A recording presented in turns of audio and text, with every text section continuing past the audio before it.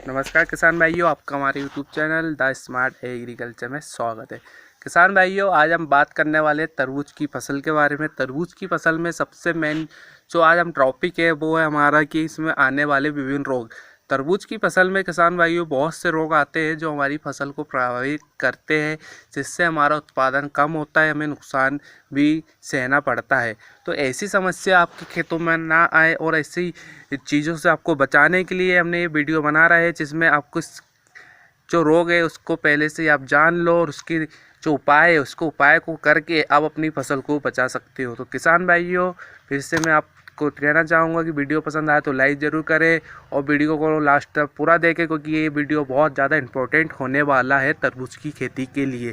तो अगर आप तरबूज की खेती कर रहे हो तो ये वीडियो को पूरा देखें और लास्ट तक देखें और पूरा समझें कि आप कौन सी आपका रोग आने वाला है और उसको उपाय जो है आप वो लिख के अच्छे से उसकी जो दवाइयाँ है वो आपको लिख कर आप समझ ले कि आपको कौन सा स्प्रे कब करना है और कौन सी खाद आपको कब डालनी है, जिससे हमारे पौधे को नुकसान ना हो और वो अधिक से अधिक उत्पादन हमें प्राप्त करे।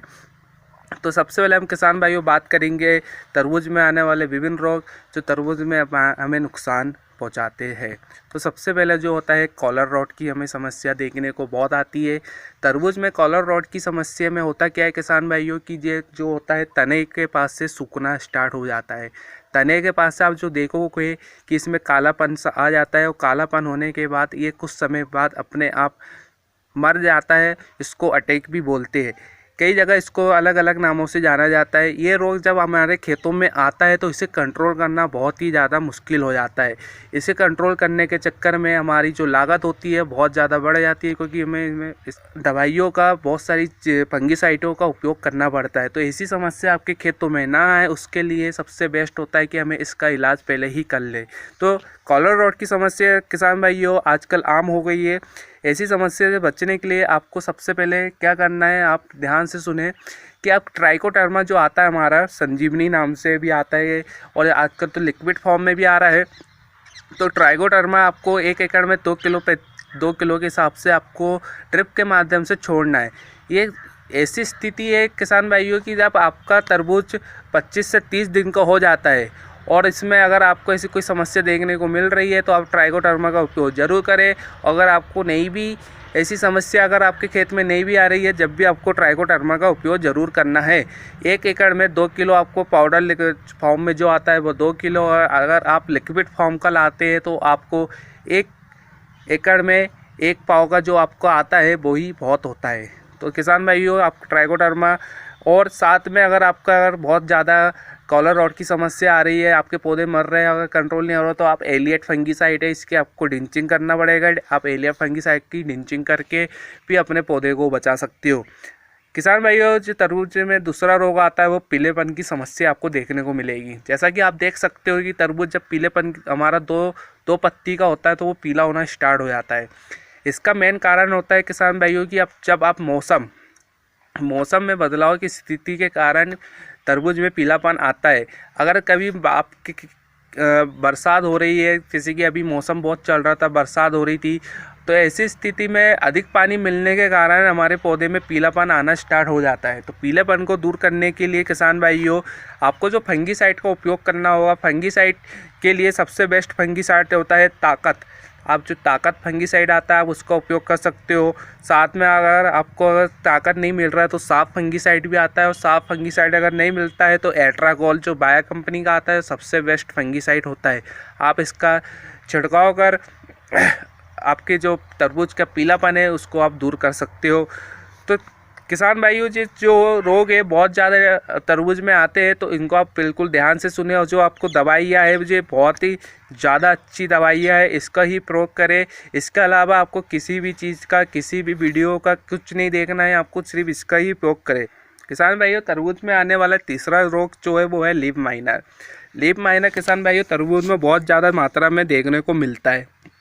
लीफ माइनर में किसान भाई ये होता क्या है कि जो पत्तियाँ होती है उसमें सांप जैसी की आकृति अंदर ही अंदर बनने लगती है, और जो पत्ती है वो हमें कुछ समय बाद सफ़ेद दिखने लगती है। जब ऐसा होता है किसान भाइयों, लीफ माइनर जब खेतों में पड़ता है तो ये बहुत ज़्यादा मात्रा में हमारी फसलों को नुकसान पहुंचाता है, हमारे उत्पादन को प्रभावित करता है, क्योंकि हमारी पत्तियों में जो भोजन बनता है वो लीफ माइनर के कारण बनना बंद हो जाता है, जिससे वो पौधे की जो ग्रोथ है वो रुक जाती है और हमारा जो फल है उसके आकार बड़ा नहीं हो पाता है, हमें उत्पादन कम देखने को मिलता है। तो लीफ माइनर में आपको विशेष रूप में कंट्रोल करना है। लीफ माइनर किसान भाइयों एक ऐसा रोग है जो हर फसल में आजकल देखने को मिलता है। टमाटर में विशेषकर हमें लीफ माइनर देखने को मिलता है। अगर ये एक बार अगर खेतों में आ जाए तो इसे कंट्रोल करना बहुत ही ज़्यादा मुश्किल हो जाता है। तो लीफ माइनर किसान भाइयों आपको कहीं भी थोड़ा सा भी जैसा लग रहा है कि हमारी पत्तियों में सफ़ेद नुमा आकृति बन रही है, टेढ़ी मेढ़ी आकृति बन रही है, तो आपको ये समझ जाना है कि ये लीफ माइनर है और आपको खट से लीफ माइनर का उपाय करना है। तो लीफ माइनर को कंट्रोल करने के लिए किसान भाइयों आपको आवश्यकता होगी मोटार। जैसे कि आप देख सकते हो जो मोटार फंगीसाइड आता है, मोटार फंगीसाइड लीफ माइनर के लिए सबसे बेस्ट फंगीसाइड होता है। अगर आपके खेत में लीफ माइनर की बहुत ज़्यादा मात्रा हो चुकी है, बहुत ज़्यादा मात्रा में लीफ माइनर है, तो आपको कुछ भी फंगीसाइड का उपयोग ना करके आपको मोटार का उपयोग करें। जैसे कि आप देख सकते हो जो मोटार होता है वो सबसे बेस्ट होता है लीफ माइनर के लिए। अगर आपके खेतों में लीफ माइनर है तो मोटार का उपयोग आपको करना है। इससे आप किसान भाइयों 15 से 20 ग्राम प्रति टंकी आपको यूज़ करना है। इसकी जो खुराक होगी 15 से 20 ग्राम। आप जैसे कि अगर आपके खेत में अगर तौनवे लिए तो आप 15 ग्राम प्रति टंकी उपयोग करें। अगर आपके खेत में ज़्यादा ही लीफ माइनर हो चुका है और बहुत ज़्यादा है तो आपको 20 ग्राम प्रति टंकी आपको इसका छिड़काव करना है। इससे होगा क्या किसान भाइयों कि आपका जो लीफ माइनर है पूर्ण रूप से ख़त्म हो जाएगा। अगर आपको मोटार नहीं मिलता है तो आपको एक्टारा आता है, एक्टारा जो आती है दवाई आती है, इसको आप एक्टारा का उपयोग कर सकते हो। एक्टारा आपको प्रति की 10 ग्राम का उपयोग करना पड़ता है। पांचवा हमारे रोग आते हैं और जो पांचवा रोग जो आता है वो हमारे तरबूज के फलों को पूर्ण रूप से खराब करता है। जब हमारी फसल पूर्ण रूप से अच्छी होती है, हमारे फल भी अच्छे आते हैं। जब हमारे फल आने के बाद क्या होता है कि हम कई किसान भाइयों उसमें ध्यान देना छोड़ देते हैं। हम सोचते हैं कि हमारे फल आ गए हैं और हमारे फल अब बड़े होना भी स्टार्ट हो गए हैं, तो अब कई किसान भाइयों जो छोटे मोटे रोग आते हैं उसमें ध्यान नहीं देते। तो ऐसे में होता है क्या किसान भाइयों, आपको जो फल है उसमें भी बड़ा नुकसान हमें देखने को मिलता है। इसमें जो रोग आता है उसका नाम है सुंडी बोले तो इल्ली। सुंडी का प्रकोप हमें बहुत ज़्यादा तरबूज में देखने को मिलता है। कई बार हमने देखा है कि हमारे एक प्लॉट पिछले बार हमारे खेतों के थोड़ा सा आगे में एक प्लॉट जो था सुंडी के कारण पूरा प्रभावित हो गया था। उसमें सफ़ेद सफ़ेद चिट्टे पड़े आते, तरबूज के ऊपर हल्के हल्के चिट्टे पड़े आने के कारण उसकी मार्केट वैल्यू बहुत ज़्यादा कम हो जाती है। तो ऐसी स्थिति अगर आपको ना आए, इसलिए आपको सुंडी में आपको पूर्ण रूप से कंट्रोल करना है। सुंडी का मतलब होता है इल्लिया। किसान भाई इल्लिया जो होती है उसको सुंडी बोला जाता है। ये हमारे पौधे को तो उतना प्रभावित नहीं करती है जितना हमारे फलों को प्रभावित करती है। तो सुंडी के लिए आप किसी भी इल्ली मार का आप उपयोग कर सकते हो। जैसे कि हम बता दें कि सुंडी के लिए सबसे बेस्ट जो दवाई है वो हीमापेक्टिन होती है। हीमापेक्टिन का आप उपयोग कर सकते हो। हीमापेक्टिन अगर आपके खेतों में कुछ ज़्यादा सुंडी है और कुछ ज़्यादा इल्ली है तो सबसे बेस्ट जो होता है वो होता है डेलीकेट। आप डेलीकेट का उपयोग करें और डेलीकेट का उपयोग करके आप अपने फसलों को बचा सकते हो। तो किसान भाइयों ऐसी विशेष जानकारी आपको प्राप्त करते रहना है। आपके अगर तरबूज की फसल आपको सुरक्षित और अच्छा उत्पादन प्राप्त करना है तो ऐसी जानकारी आपको प्राप्त करते रहे। और किसान भाइयों साथ में जो भी मैंने आज आपको बताया हूँ उसको अगर आपको समझ में नहीं आ रहा तो उसको आपको रिपीट करके फिर से देखना है। किसी भी हमारे तरबूज में ये जो 5 रोग है वो बहुत ज़्यादा देखने को मिलते हैं।